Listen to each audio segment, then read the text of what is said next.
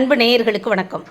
ஐயனார் துணை சீரியலில் 7ஆம் தேதி ஜூன் மாதம் 2025 என்ன நடந்திருக்குன்னு ஒரு ரிவ்யூ பார்ப்போம். இப்போ மதியை காட்டுறாங்க. திடீர்னு அந்த பொண்ணு என்ன செய்யுது, யாருக்கும் தெரியாமல் பீரோவை சாவி எடுத்து திறந்து உள்ளேருந்து டாக்குமெண்ட்ஸில் ஏதோ ஒன்று எடுக்குது. பார்த்தா சரி ஆதார் கார்டு தான் எடுக்குது அப்படின்னு நம்ம அனுமானிக்கிற மாதிரி இருக்குது.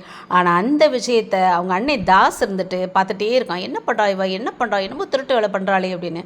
அப்படியே இந்த உடனே அந்த பொண்ணு எடுத்துகிட்டு வெளியில் வந்துட்டு அதை ஃபோட்டோ எடுத்துடலாம் அப்படின்னு பார்த்தாக்கும். அதுக்குள்ளே சார்ஜ் எல்லாம் போயிடுச்சா. என்னங்கடா கதை, ஃபோனில் சார்ஜ் இல்லை. உடனே சரின்னு சார்ஜ் போட்டு அங்கேயே ஒரு ஸ்லிப் எடுத்து அந்த ஸ்லிப்பில் நோட் பண்ணிக்குது. அந்த பிள்ளையோட நம்பரை மட்டும் நோட் பண்ணி இதை நம்ம ஃபோட்டோ எடுத்து அனுப்பி விட்டலாம் நம்ம பிள்ளைக்கு அப்படின்னு நினச்சிட்டு வச்சுட்டு அங்கிட்டு போனோன்னே இவர் பார்த்துட்டு ஆதார் கார்டுன்னு ஃபோன் வேறு பண்ணுது.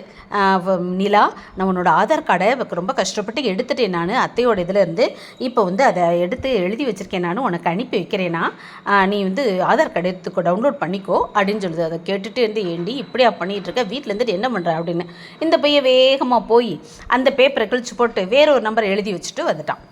இங்கே நம்ம பிள்ளை இவன் என்ன செய்கிறான், இம்ப்ரெஸ் பண்ணுறடா பேர் வழின்னு பேப்பரெல்லாம் கிழிச்சு வீட்டுக்குள்ளே போட்டு சோழன் வீட்டை கூட்டிகிட்டு இருக்கான். ரூம் எல்லாம் ஹாலை கூட்டிகிட்டு இருக்கும்போது அந்த பிள்ளை வருது.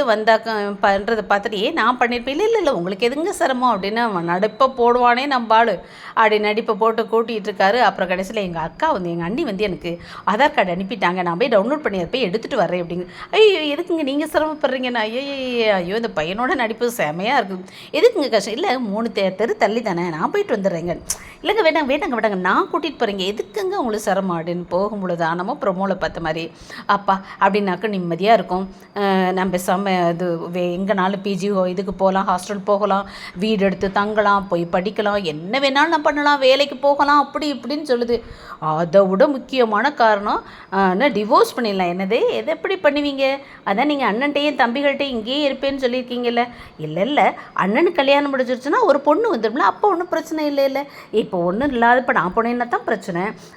ஒரு சேரனை நான் கல்யாணம் முடிச்சிருச்சுன்னா அப்புறம் நான் போய்க்கலாம்ல அப்படின்னு பேசுகிறேன். பாவி அப்படின்னு சொல்லிட்டு கூட்டிகிட்டு போன உடனே அங்கே அந்த பையன் நம்பரை கேட்டு எழுதிக்கிட்டு அந்த இதில் சென்டரில் இப்போ ஒரு ஓடிபி வரும் சொல்லுங்க அப்படின்னா, எங்கே அந்த சிம்மத்தை தூக்கி எறிஞ்சிட்டு வந்தாச்சு. ஓடிபியா என்னதுன்னா, ஆமாம் ஓடிபி வரும். நான் அப்போ அந்த சமயத்தில் இது எடுக்கும்போது ஆதார் எடுக்கும்பொழுது எந்த நம்பர் வச்சுருந்தீங்களோ அந்த இதுக்கு ஓடிபி வரும். அதை நீங்கள் சொன்னீங்கன்னா தான் டவுன்லோட் பண்ண முடியும். ஐயோடுன்னு ஆனால் கடவுளே நீ இருக்க, சாமி அடவா நீ இருக்க அப்படின்னு சந்தோஷப்பட்டுக்கிறான் நம்ம சோழன். கடைசியில் திரும்பி வரும்போது ரொம்ப வேதனையோடு வருத்தத்தோடு வந்துக்கிட்டு இருக்குது. அங்கே அவங்க அப்படி அண்ணி ஆகப்பட்ட என்ன நினச்சிருக்க துரோகி, நீ இந்த வேலை தான் பண்ணியிருக்கியா, அவனை வாழா விட்டியா வீட்டுக்கு அனுப்பி விட்டுருவேன், அப்போ நீ தான் அவனோட அனுப்பி வச்சதா, நீ தான் எல்லா வேலையும் செஞ்சதா, நீ தான் அது காரணமானு அங்கே பாவம் அந்த பிள்ளை பயங்கரமாக மாட்டிக்கிச்சு. அவன்கிட்ட இது வாங்கி கட்டிக்கிட்டு இருக்குது.